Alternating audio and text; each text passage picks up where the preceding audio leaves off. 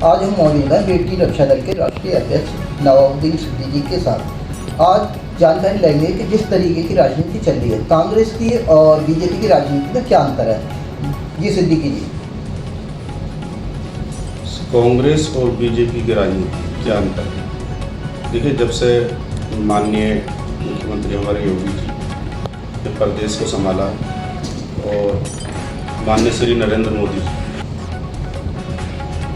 सबसे लंबे समय के प्रधानमंत्री होने का खिताब उनको प्राप्त हुआ है, उसके लिए मैं बधाई देता हूँ बेटी रक्षा दल पूरी टीम की तरफ से कि देश में पहले बार प्रधानमंत्री नरेंद्र मोदी जी ने इतना लंबा समय कार्यकाल अपना किया है। उसके लिए बेटी रक्षा दल की तरफ से धन्यवाद सरकार। और कांग्रेस और बीजेपी की राजनीति में जो अंतर रहा है,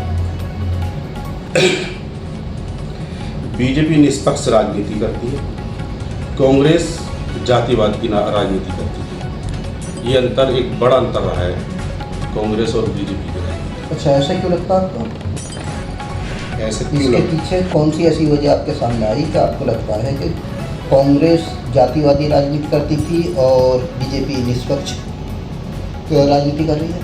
माननीय प्रधानमंत्री मोदी जी का यही कहना है कि सब समाज को शिक्षा मिले, सब समाज को नौकरी मिले और सब समाज के हित की बात है। लेकिन कांग्रेस के टाइम में मुसलमानों पर अगर मैं कहूँ तो बहुत अत्याचार हुआ। जैसे कि तो कांग्रेस ने ख़ास तौर से मुसलमानों पर जुल्म करने का एक बड़ा हथियार इस्तेमाल किया। और कौन सी ऐसी खास वजह है जिसकी वजह से आप बदलाव बताएं? बदलाव देखिए, क्राइम जीरो टॉलरेंस पे है। जो क्राइम कर रहा है उसको सज़ा मिल रही है। और मैं समझता हूँ कि मुस्लिम समाज जब से बीजेपी आई है, अगर मैं मुस्लिम समाज की बात करूँ तो मुस्लिम समाज अपने काम में व्यस्त है और अपने कामों में लगा हुआ है। क्राइम से मुस्लिम समाज अब बहुत दूर होता जा रहा है। राजनीति में क्या अंतर है, मैं आपसे पूछूं, इनकी दोनों की राजनीति में क्या अंतर है? क्या ऐसी वजह है कि इनकी अलग राजनीति है, इनकी अलग है? हमारे देखने में तो यह है कि दोनों की राजनीति लगभग एक ही है। वो मुसलमानों को डराती थी, ये जो ना मुसलमानों से हिंदू को डराते हैं। इसके अलावा तो कोई और राजनीति का कोई अंतर अभी तक हमें नजर आया नहीं। ये ऐसा है कि अपोजिशन का मानना है, लेकिन हमारा मानना ये है कि मुस्लिम समाज, देखिए देश में मैंने देखा कि पहली बार मुस्लिम समाज के लगभग 55 से 50 IPS पहली बार बने हैं देश में और सबको शिक्षा मिली। पहले मुस्लिम समाज को शिक्षा से दूर रखा जाता था, लेकिन अब मुस्लिम समाज बहुत ज़्यादा तरक्की कर रहा है। तो ये कांग्रेस ने मैंने करा था कि मुसलमानों को शिक्षा से दूर रहना है, या जो न मुसलमानों की खुद अपनी कोई जो न समस्या थी? कांग्रेस ने जो है मुसलमानों के साथ जो अत्याचार किए हैं वो मुसलमान नहीं समझ पा रहा असल में। अब मुसलमान को धीरे धीरे समझ आ रहा है। जैसे कि वक्फ बोर्ड की संपत्ति की अगर हम बात करें, वक्फ बोर्ड की संपत्तियों पे कांग्रेस अगर चाहती तो स्कूल, कॉलेज, अस्पताल मुस्लिम वक्फ का एक कानून ला सकती थी और उसमें जो है लोगों को उसमें सुविधाएं मिल सकती थी। लेकिन अब बीजेपी वक्फ बोर्ड की तरफ चली है, तो हमारा मानना भी ये है कि वक्फ बोर्ड पे जो है 5% जो मुस्लिम हाई कास्ट मुस्लिम है उनका कब्जा है। सभी संपत्तियों पर उन्होंने कब्जा कर रखा है। वो संपत्तियाँ बाहर आएँ और उसमें जो स्कूल, कॉलेज, हॉस्पिटल सब समाज के लिए, देश की जनता के लिए खोले जाएँ। अच्छा, जैसे कि जब हमारा देश आज़ाद हुआ था तो उस टाइम 25% मुसलमान पढ़ा लिखा होता था। जैसे जैसे जो अपना वक्त बीतता गया, मुसलमान आगे बढ़ने की वजह आज 2-3% रह गया है जो पढ़ाई लिखाई की तरफ है। ऐसी क्या वजह रही कि मुसलमान किस वजह से पीछे हुआ? जब देश आज़ाद हुआ था 25% मुसलमान पढ़ा लिखा था जी, लेकिन आज तो मेरा मानना है कि मुसलमान 70% पढ़ा लिखा है। कैसे? आप देख लीजिए, किसी भी घर की किसी भी एक घर की इंक्वायरी कर लीजिए, उसमें अगर 4 बच्चे हैं तो 3 जरूर पढ़ रहे होंगे। नहीं, जो इस टाइम जो ना आप उस सरकारी नौकरियों में लो, पढ़े लिखे जो ना समाज में लो, तो मुसलमान कहाँ गिनती आती है? ये पढ़ रहे हैं वो एक अलग बात है, देखिए मुस्लिम तबका जो है ना वो ज़्यादातर व्यापार में विश्वास रखता है, मुस्लिम तबका, और जो उस लेवल पे चले जाते हैं उनको नौकरियां भी मिलती है, ऐसी बात नहीं है। मेरे परिवार में मेरे जो भाई सही लेवल पे पढ़े, मेरा भाई एक सूबेदार रहा मिलिट्री में, 2 डॉक्टर हैं मेरे घर में मेरे भाई, और एक यामा एस्पोर्ट प्राइवेट लिमिटेड कंपनी थी उसमें।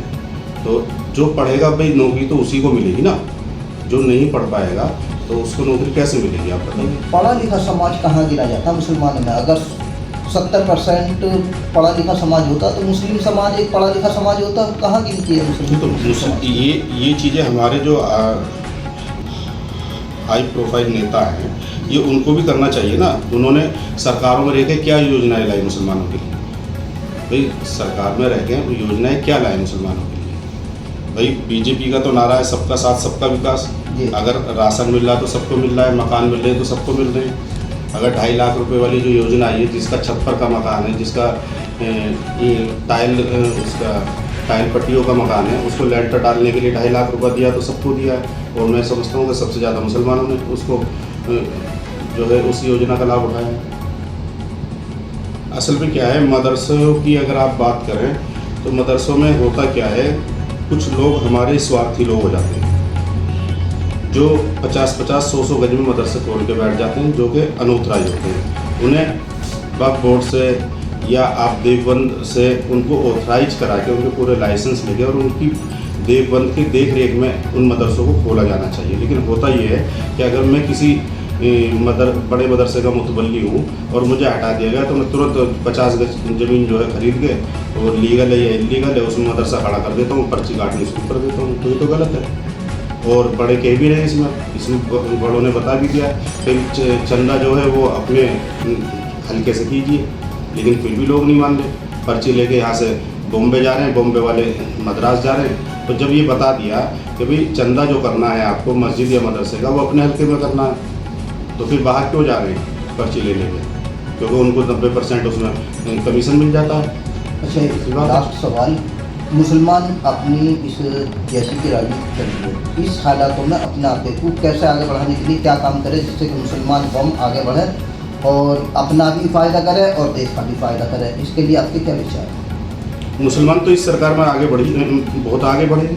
मुसलमान इस सरकार में, देखिए सरकार चाहती है कि मुस्लिम क्राइम ना करे, समझे नहीं, अपने घरों में रहे, अपने घर पर रह के जो है अपने अच्छे काम करे, पढ़ाई लिखाई करे, सड़कों पे न घूमे बिना फालतू में। पहले क्या होता था, चाय की दुकानों पे, नाई की दुकानों पे लोग जो है रात को 2-2 बजे तक चाय पी रहे हैं, तो बच्चा पढ़ेगा कहाँ से जो रात को 2 बजे तक चाय की दुकानों पर बैठा है? तो सरकार तो चाह रही है कि मुसलमान अपने काम में लग जाए और अपने काम को करे, चाहे पिंचर लगाए, चाहे केला बेचे, चाहे IAS बने, चाहे IPS बने, IPS बनने, IAS बनने, MBBS बनने। हमारे मुस्लिम कम्युनिटी के लोग काफ़ी मात्रा में बनने, जो पढ़ रहे वो आगे बढ़ेगा ना। कहाँ से पढ़ेंगे? मुस्लिम जो ना पहली गरीब है, ऊपर से सरकारी स्कूल बंद हो रहे हैं, तो कहाँ पढ़ा पाएगा वो अपने बच्चों को? नहीं, सरकारी स्कूल कहाँ बंद हो रहे हैं बताइए? ज़्यादातर आप देखिए लाखों सरकारी स्कूल जब से सरकार आई तब से बंद हो चुके हैं। नहीं, वो तो विलय किया गया। एक स्कूल में अगर उसमें सुविधा ठीक नहीं है तो वो उस स्कूल का दूसरे स्कूल में विलय कर दिया गया, बंद थोड़ी हुई। सुविधा तो है। मेरे को अगर पढ़ना है तो यहाँ मेरे को पास में रह के पढ़ना, थोड़ा दूर जाके पढ़ना, तब भी पढ़ना, जिसको पढ़ना है वो पढ़े। और मुस्लिम तो सीधी सी बात है, ज़्यादातर जो है अपने बिजनेस में जो है विश्वास रखता है, बिजनेस मैन है मुस्लिम तो ये थे हमारे साथ नवाबुद्दीन सिद्दीकी, जिनके विचार हैं कि बीजेपी सरकार बहुत अच्छा कर रही है मुसलमानों के लिए और मुसलमान बीजेपी के टाइम में तरक्की कर रहे हैं।